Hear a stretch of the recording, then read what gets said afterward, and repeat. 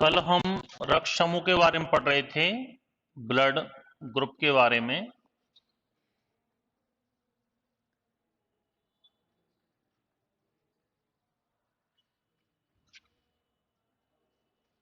रक्त समूह के बारे में पढ़ लिया था, कौन किस रक्त दे सकता है, कौन किस रक्त ले सकता है।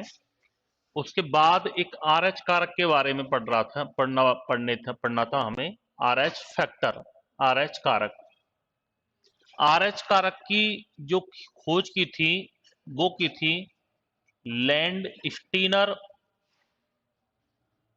तथा बीनर ने की थी।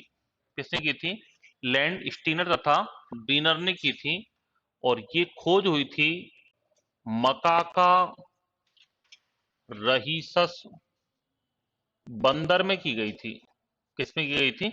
मकाका रहीसस बंदर में सबसे पहले किसकी खोज की गई थी? आरएच कारक की खोज की गई थी। बाद में पता चला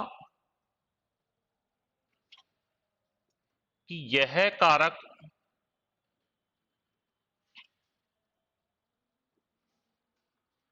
अधिकांश मनुष्यों में भी पाया जाता है। बाद में पता चला कि यह कारक अधिकांश मनुष्यों में ही पाया जाता है। जिसमें पाया जाता है उसको तो कहा जाता है आरएच पॉजिटिव। जिसमें पाया जाता है उसको कहते हैं आरएच पॉजिटिव, और जिसमें नहीं पाया जाता है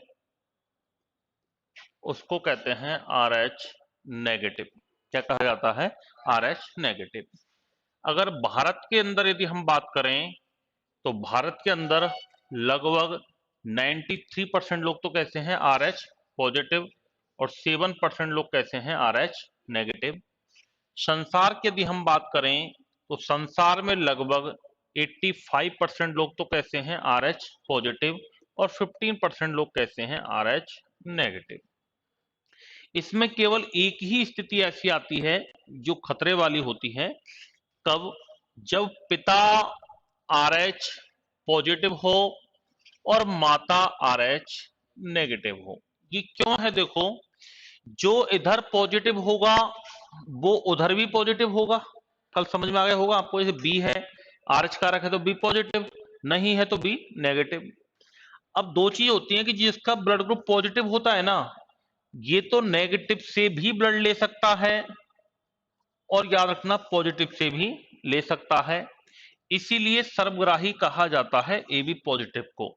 याद रखना, ए बी नेगेटिव सर्वग्राही नहीं हो सकता है, क्योंकि नेगेटिव वाला व्यक्ति तो केवल और केवल नेगेटिव से ही ब्लड ले सकता है, कभी भी पॉजिटिव से ब्लड नहीं ले सकता है।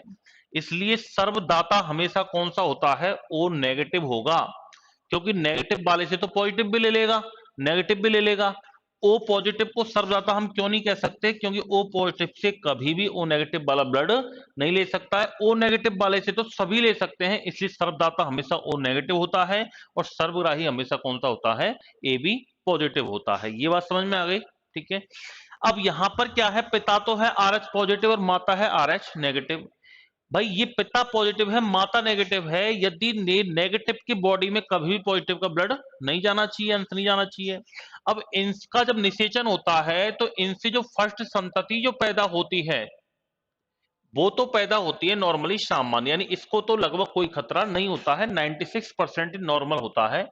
लेकिन होता क्या है कि जब सेकंड संतति हो जाती है, ये सेकंड संतति के समय, सेकंड संतति की मृत्यु, ये प्लस पॉजिटिव है, ये नेगेटिव है। फर्स्ट के समय इसकी मात्रा माता के शरीर में कम रहती है, इसलिए कोई दिक्कत नहीं है। लेकिन सेकंड के समय इसकी मात्रा इतनी बढ़ जाती है माता के शरीर में कि रक्त का थक्का बन जाता है, जिससे सेकंड संतति की मृत्यु या तो भ्रूणीय अवस्था में हो जाती है, एम्ब्रियोनिक स्टेज में हो जाती है, भ्रूणीय अवस्था में हो जाती है, या जन्म लेने के तुरंत पश्चात,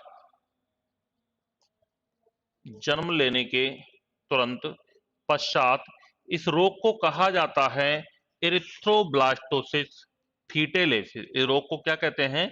इरिथ्रोब्लास्टोसिस फीटेलेसिस। अभी एलडीसी के एग्जाम हुए थे अधीनस्थ बोर्ड में, उसने यहां से 2-3 बार प्रश्न पूछ लिया, एक ही पेपर में 2 प्रश्न पूछे थे। एक तो पूछा था इरिथ्रोब्लास्टोसिस फीटल रोग कब होता है? जब पिता पॉजिटिव माता नेगेटिव हो, या पिता नेगेटिव माता पॉजिटिव हो, दोनों पॉजिटिव हो दोनों नेगेटिव हो। तो आंसर क्या हो जाएगा? पिता पॉजिटिव माता नेगेटिव हो। इसके अलावा चाहे कैसा भी हो फिर कोई रोग नहीं होता है, चाहे दोनों पॉजिटिव हो दोनों नेगेटिव हो, चाहे पिता नेगेटिव माता पॉजिटिव हो, कोई दिक्कत नहीं है। लेकिन जब पिता पॉजिटिव है माता नेगेटिव है तो एरिथ्रोब्लास्टोसिस फिटेलिसिस रोग हो जाता है, जिसको हिंदी में कहा जाता है गर्भ रक्ताणु कोरकता। क्या कहा जाता है? गर्भ रक्ताणु कोरकता कहा जाता है। इसके बचाव के लिए क्या किया जाता है?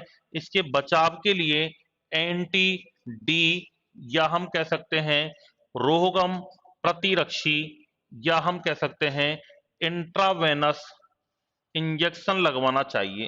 क्या लगवाना चाहिए? इंट्रावेनस इंजेक्शन लगवाना चाहिए। रोगम प्रतिरक्षी का इंजेक्शन, या इंट्रावेनस इंजेक्शन, या एंटीडी का इंजेक्शन लगवाना चाहिए। तो ये इसका बचाव है। ये प्रथम संतति के 24 आवर्स के अंदर लग जाता है। प्रथम संतति जब हो जाती है ना, उसकी 24 आवर्स के अंदर लग जाता है, उसके बाद की संततियां सेफ हो जाती हैं, यानी इसका इलाज हो चुका है। कहने का मतलब ये है यदि इंजेक्शन नहीं लगवाए तो फिर सेकंड संतति में प्रॉब्लम आ जाती है, उसकी डेथ या तो एम्ब्रियोनिक स्टेज में हो जाती है या फिर आफ्टर बर्थ जन्म लेने के तुरंत पश्चात हो जाती है। तो इस रोग को क्या कहा जाता है? एरिथ्रोब्लास्टोसिस फिटेलिसिस, या हम कहते हैं गर्भ रक्ताणु कोरकता कहते हैं। ये चीज मैं लिखवा दूंगा अभी आपको मैं, आप केवल इसको नोट कर लीजिए।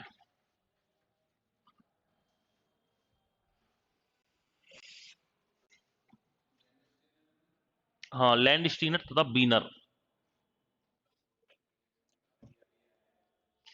मतलब अभी का मतलब ऐसे नहीं है कि अभी आया है, काफी दिन हो गए इस बात को। हाँ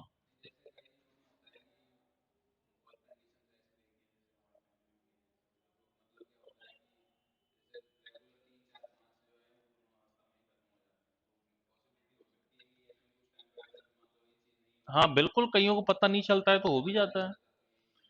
भाई ये तो बीमारी है, पता अब चला नहीं है, सब पहले भी होता होगा। भाई पहले भी होता ही था। अब पहले कोई इंजेक्शन नहीं था, पता भी नहीं था क्या है क्या नहीं, इसको पता नहीं है। क्योंकि आजकल देखो, आजकल मतलब ये है कि पिछले 10-5 सालों से हॉस्पिटल जाने लोग लगे हैं ज्यादातर। नहीं पहले तो घरों में बच्चे हो जाते थे, कौन जानता था क्या है क्या नहीं है। मर जाते तो वो है कि चलो ठीक है, मर गया बच गया तो बच गया।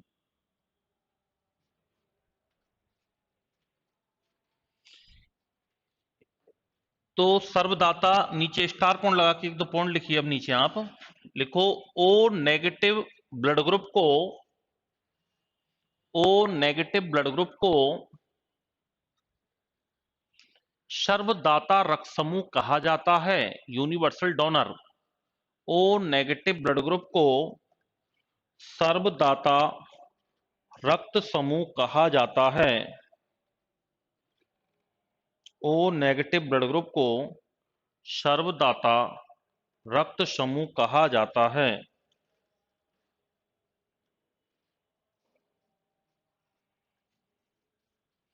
सर्वदाता रक्त समूह कहा जाता है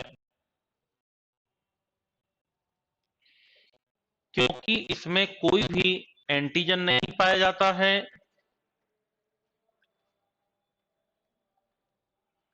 क्योंकि इसमें कोई भी एंटीजन नहीं पाया जाता है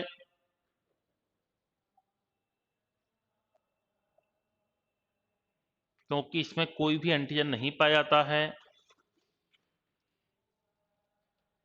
तथा यह पॉजिटिव तथा नेगेटिव दोनों को, तथा यह पॉजिटिव तथा नेगेटिव दोनों को ब्लड दे सकता है।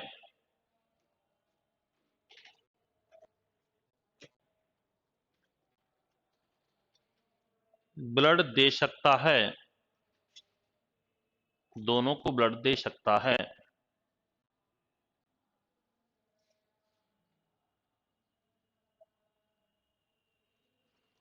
अगला पॉइंट लिखो, ए बी पॉजिटिव रक्त समूह को सर्वग्राही कहा जाता है। ए बी पॉजिटिव रक्त समूह को सर्वग्राही कहा जाता है।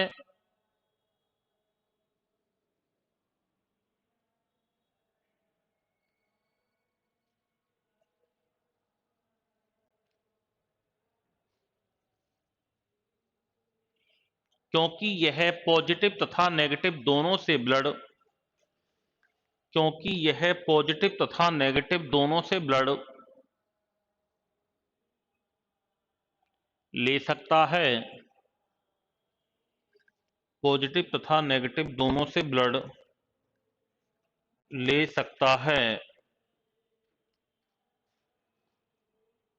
तथा इसमें कोई भी एंटीबॉडी नहीं पाया जाता है तथा इसमें कोई भी एंटीबॉडी नहीं पाया जाता है कोई भी एंटीबॉडी नहीं पाया जाता है। देखो एक बॉम्बे ब्लड ग्रुप और होता है, आपने नाम सुना हो तो, ये भी एक रेयर ब्लड ग्रुप है, ये बॉम्बे ब्लड ग्रुप। इसकी खोज बॉम्बे में हुई थी, इसलिए इसको बॉम्बे ब्लड ग्रुप कहा जाता है। ये 1000 लोगों में से एक व्यक्ति में पाया जाता है। ये बॉम्बे ब्लड ग्रुप वाले में भी ये सभी को रक्त दे सकता है, याद रखना, क्योंकि इसमें भी कोई भी एंटीजन नहीं होता है। बॉम्बे ब्लड ग्रुप को ओ के समकक्ष माना जाता है लगभग, जिस प्रकार ओ में कोई एंटीजन नहीं होता है, उसी प्रकार से इस बॉम्बे ब्लड ग्रुप में भी कोई भी एंटीजन नहीं होता है। लेकिन ये ले केवल किससे सकता है? बॉम्बे ब्लड ग्रुप वाले से ही रक्त ले सकता है। ये रेयर ब्लड ग्रुप है, ये लेगा केवल किससे? बॉम्बे ब्लड ग्रुप वाले से ही लेगा, दे सबको सकता है। ये कोई हजारों में से एक व्यक्ति में ऐसा मिलता है। और एक ब्लड ग्रुप और आया था 2015-16 में, इसकी खोज हुई थी, जिसका नाम है INRA ब्लड ग्रुप। ये गुजरात राज्य के सूरत शहर में इस ब्लड ग्रुप की खोज हुई थी। गुजरात में सूरत शहर में एक लोक समर्पण लेबोरेटरी थी, अभी भी है, उसके अंदर एक ब्लड टेस्टिंग के लिए आया था। तो वहां पर ब्लड टेस्ट किया था टेक्नीशियन ने, तो उसका ब्लड किसी से मैच नहीं हुआ, यानी बार बार 2 5 10 बार करने पर भी उसमें कोई ब्लड ग्रुप मिला ही नहीं। फिर उसने सीनियर्स को बुलाया होगा, डॉक्टर्स को बुलाया, डॉक्टर चेक किया तो उसका किसी मैच ही नहीं हुआ। तो उसके घर वालों को बुलाया, जो उसके ननिहान वाले हैं या मामा जी, जो कैसे करके जो जेनेटिक्स जहां जहां तक पूरी होती है सबको बुला लिया। सबका ब्लड ग्रुप नॉर्मल निकला, जैसा होता है अपन लोगों का। लेकिन उस व्यक्ति का ब्लड ग्रुप कोई मैच ही नहीं हुआ, कुछ निकला ही नहीं, पता नहीं मैच ही नहीं हुआ कोई। तो उसका नाम रख दिया INRA। IN का मतलब तो है इंडिया, तो इंडिया में मिला था तो इंडिया के 2 अक्षर, और आर्य का मतलब उसके नाम के 2 अक्षर। जैसे मेरा नाम रवि है, तो हो सकता है इसका नाम भी रवि हो, राहुल हो, राघव हो। तो नाम के 2 अक्षर और देश के 2 अक्षर, फिर इसको क्या नाम दिया गया है? INRA blood group. ये व्यक्ति न तो किसी को ब्लड दे सकता है, न ही किसी से ब्लड ले सकता है। हाँ, आप देखना यूट्यूब पे, गूगल पे मिल जाएगा INRA ब्लड ग्रुप के नाम से। ये अखबारों में पढ़ा था मैं तो उस टाइम में 15-16 में, पत्रिका अखबार वगैरह में खूब आया था, देश विदेश वाले पेपर में। तो तब ये इसकी खोज हुई थी। तो इसका नाम है INRA ब्लड ग्रुप। इसको कोई नहीं दे सकता, ना ले सकता है। ऐसे एक गोल्डन ब्लड ग्रुप है। गोल्डन ब्लड ग्रुप भी बहुत कम लोगों में होता है, मतलब वो किसी से ब्लड नहीं ले सकता, वो गोल्डन वाले से ले सकता है। वो तो कुछ रेयर ब्लड ग्रुप होते हैं, ये बहुत कम लोगों में पाए जाते हैं ये। तो अगला पॉइंट लिखना, Bombay blood group. Bombay blood group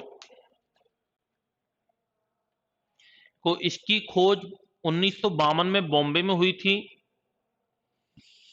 इसकी खोज 1952 में बॉम्बे में हुई थी।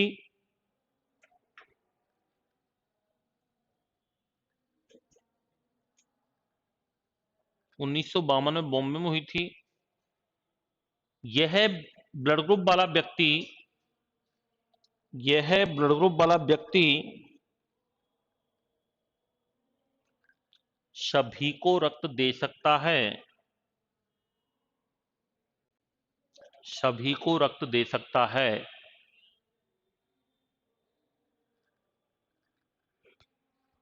क्योंकि इसमें एंटीजन नहीं पाया जाता है। क्योंकि इसमें एंटीजन नहीं पाया जाता है।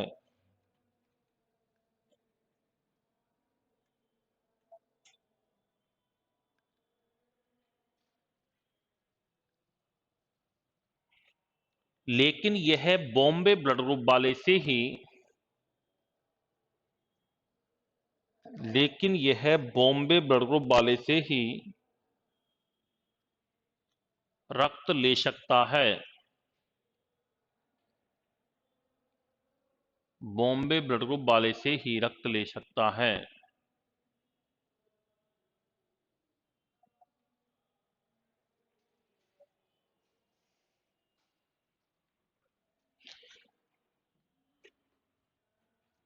यह ब्लड ग्रुप 1000 व्यक्तियों में से एक में पाया जा सकता है।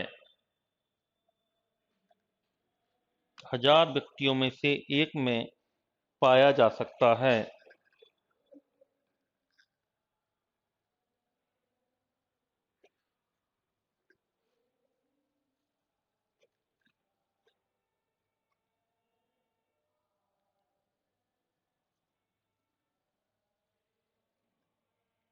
अगला लिखो INRA ब्लड ग्रुप।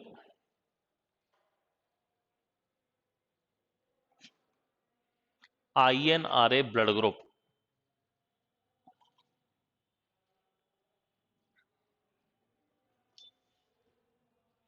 इसकी खोज 2015-16 में 2015-16 में गुजरात राज्य के सूरत शहर में हुई है। गुजरात राज्य के सूरत शहर में हुई है।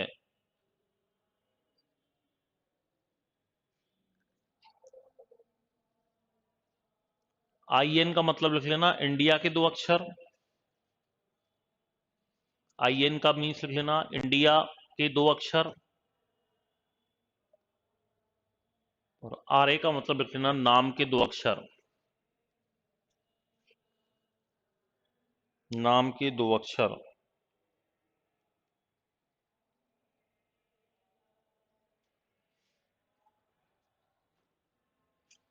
जिनको यह व्यक्ति न तो किसी को ब्लड दे सकता है,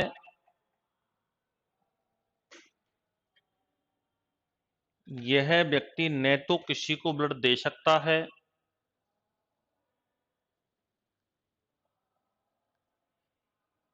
और न ही किसी से ब्लड ले सकता है। यह व्यक्ति न तो किसी को ब्लड दे सकता है और न ही किसी से ब्लड ले सकता है।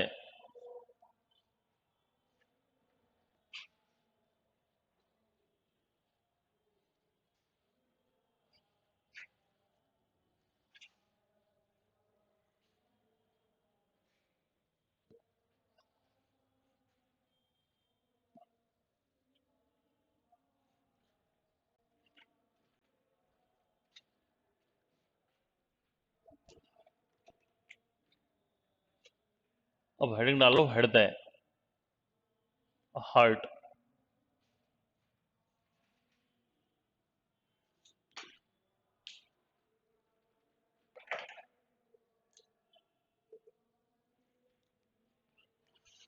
तो हार्ट जो होता है ये हमारे शरीर का एक सबसे व्यस्त अंग है। ये व्यस्तम अंगों में एक है हार्ट। ब्रेन ये व्यस्तम अंगों की श्रेणी में आते हैं। शरीर का एक व्यस्त अंग है ये। स्थिति की यदि हम इसकी बात करें तो इसकी होती है स्थिति वक्ष भाग में पसलियों के पीछे होता है। ये कहां पर होता है? वक्ष भाग में पसलियों के पीछे स्थित होता है ये, और बाईं तरफ होता है। सामान्यतया बाईं तरफ लेफ्ट साइड में ये स्थित होता है। वजन की बात करें तो इसका वजन होता है लगभग 300 ग्राम। 300 ग्राम तो होता है मेल में और लगभग 250 ग्राम होता है फीमेल में। 300 ग्राम और 250 ग्राम होता है। हृदय के, अभी मैं डायग्राम बनाऊंगा इसका, हृदय के चारों ओर जो आवरण पाया जाता है उसको कहते हैं पेरिकार्डियम मेम्ब्रेन या पेरिकार्डियम झिल्ली। हिंदी में कहते हैं इसको हृदय आवरण। क्या कहते हैं? हृदय आवरण कहा जाता है। और इसमें एक विशेष प्रकार का द्रव भरा रहता है जिसको कहते हैं हृदय द्रव। Pericardium fluid.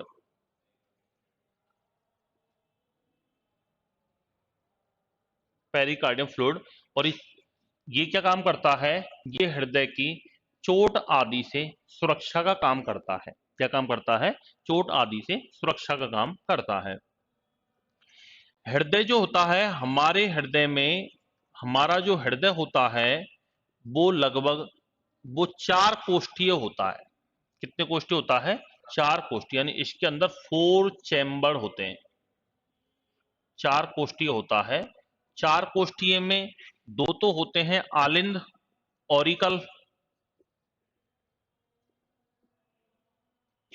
और प्लस 2 होते हैं निलय वेंट्रिकल।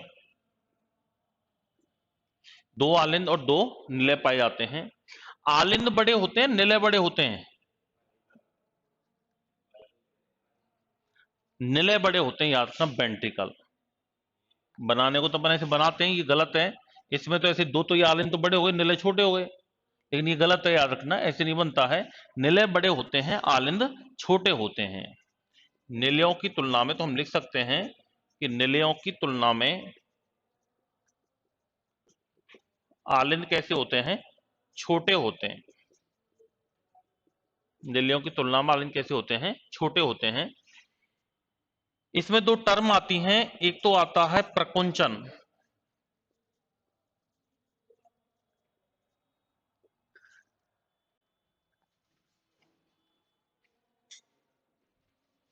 और एक आता है अनुशिथिलन। Systole, diastole. इसको तो कहते हैं सिस्टोल, इसको कहते हैं डायस्टोल। जब रक्त निलयों में आता है तो निलय फैल जाते हैं, और निलयों का फैलना कहलाता है अनुशिथिलन। क्या कहलाता है? अनुशिथिलन। और जब रक्त निलयों से आगे जाता है तो निलय सिकुड़ जाते हैं। निलयों का सिकुड़ना कहलाता है प्रकुंचन। यानी जब निलय सिकुड़ जाते हैं तो निलयों का जो सिकुड़ना कहलाता है, ये तो क्या कहलाता है? प्रकुंचन। और जब निलय फैल जाते हैं, वापस जब रक्त आता है, तो निलयों का फैलना क्या कहलाता है? अनुशिथिलन कहलाता है। क्या कहलाता है? अनुशिथिलन। इसका मैं डायग्राम बनाता हूं, देखो।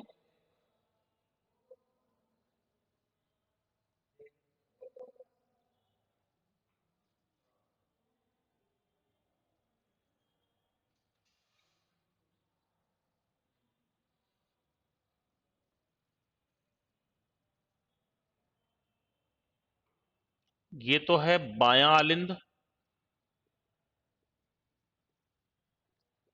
ये है दायां आलिंद, इसको कह सकते हैं हम लेफ्ट ऑरिकल, इसको कहते हैं लेफ्ट राइट ऑरिकल।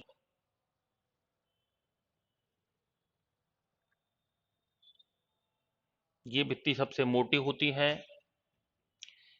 इसको कहते हैं बायां निलय, यानी लेफ्ट वेंट्रिकल। इसको कहते हैं दायां निलय, राइट वेंट्रिकल। इसके चारों ओर इस प्रकार से जो आवरण होता है, इसको कहते हैं पेरिकार्डियम मेम्ब्रेन। क्या कहा जाता है? पेरिकार्डियम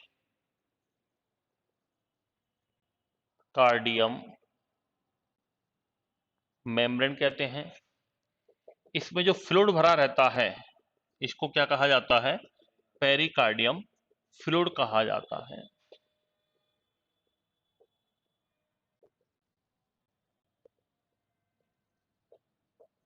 पेरिकार्डियम फ्लूइड कहते हैं, जो कि चोट आदि से सुरक्षा करता है। ये जब दोनों आलिंदों को अलग करने वाला पट्ट कहलाता है अंतर आलिंद पट्ट, intra auricular septum, intra auricular septum. और इसको कहते हैं अंतर निलय पट्ट, इंट्रा वेंट्रिकुलर सेप्टम। और दोनों आलिंदों को और निलयों को अलग करने वाला पट्ट ये कहलाता है अंतर आलिंद निलय पट्ट। क्या कहलाता है? अंतर आलिंद निलय पट्ट कहलाता है। बायां आलिंद और बाएं निलय के मध्य में एक कपाट पाया जाता है, जिसको कहा जाता है द्विबलनी कपाट, bicuspid valve. By cuspid valve.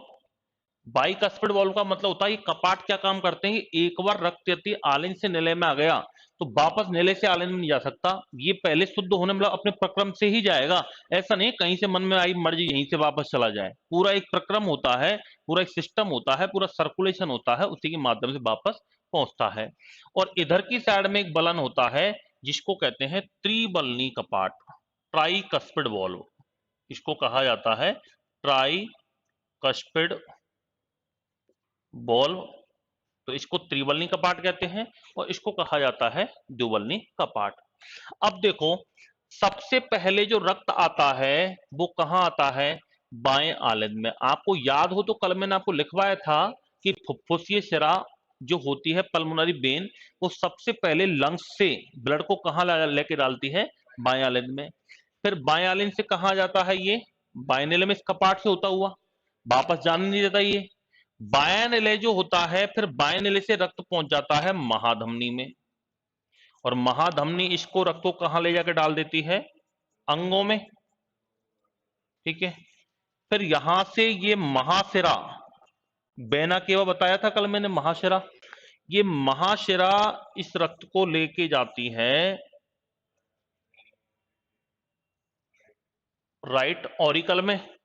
रक्त एक बार तो इधर आ गया, एक बार फिर दोबारा इधर आ गया, इसलिए हमारे रक्त परिसंचरण को दोहरा रक्त परिसंचरण कहते हैं। क्या कहते हैं, दोहरा। फिर बाएं आलिन से कहां गया, बाएं निलय में, यहां जाकर रक्त पूर्णतः अशुद्ध हो चुका है और यहां पर एक कपाट पाया जाता है, इसको कहते हैं पल्मोनरी वॉल्व। क्या कहा जाता है, पल्मोनरी वॉल्व। ये वॉल्व क्या काम करता है, वही कि एक बार यहां रक्त अशुद्ध हो गया, इस ये कहलाती है फुफ्फुसीय धमनी, कि एक बार रक्त यदि फुफ्फुसीय धमनी में चला गया अशुद्ध रक्त, और ये जाएगा कहां, लंग्स के अंदर जाएगा, फेफड़ों में जाएगा, क्योंकि रक्त का शुद्धिकरण कहां होता है, फेफड़ों में होता है, तो वापस नहीं आ सकता इसका पार्ट से, एक बार चला जाएगा तो वापस नहीं आ सकता। ऐसे महाधमनी जहां से स्टार्ट होती है ना, यहां पर भी एक बॉल्व पाया जाता है जिसको कहते हैं एओर्टिक बॉल्व। क्या कहा जाता है, एओर्टिक बॉल्व। ये भी यही काम करता है, एक बार आपकी धमनी में चला गया महाधमनी में तो वापस नहीं आ सकता। फिर ये फेफड़ों में यहां क्या हो जाता है, रक्त का शुद्धिकरण हो जाता है, रक्त का शुद्धिकरण होगा तो वापस ये रक्त फिर यहां से कौन सी शिरा निकलेगी, फुफ्फुसीय शिरा। कल बताया था ना पल्मोनरी वेन, पल्मोनरी वेन, ये पल्मोनरी वेन शुद्ध रक्त को फिर कहां ले जाकर डाल देगी, बाएं आलिन में। यानी सबसे पहले शुद्ध रक्त कहां आएगा, बाएं आलिन में आएगा, सबसे पहले कहां आएगा, बाएं आलिन में। फिर कहां जाएगा, फिर फिर अंगों में, अंगों से महाशिरा से होता हुआ दाएं आलिन, दाएं निलय, फिर फुफ्फुसीय धमनी, फेफड़ों में अशुद्ध रक्त को ले जाती है, या शुद्ध होगा फिर फुफ्फुस से निकल कर कहां ले जाती है, बयान में। ये तो है इसकी क्रियाविधि और इस प्रकार से चलता है। फिर अपन इसमें चर्चा करेंगे कि हार्ट बीट धड़कन क्या होती है, बीपी क्या होता है, पल्स रेट क्या होती है, कौन कौन से हार्मोन्स द्वारा कंट्रोल होता है, उनकी दर रेट क्या होती है, सारी चर्चा भी इसमें करना बाकी है। आज आप केवल ये नोट करें, फिर कल पढ़ेंगे बाकी। ठीक है, डायग्राम समझ में आ गया ना, इसको ऐसे बना लो और ये चीज नोट कर लो। ये कल बताएंगे प्रकुंचन अनुसंधान क्या होता है, ये एक बार होता है तो कितनी बार धड़कता है हार्ट, कितनी ml ब्लड का सर्कुलेशन करता है, ये सारी चर्चा कल पढ़ेंगे।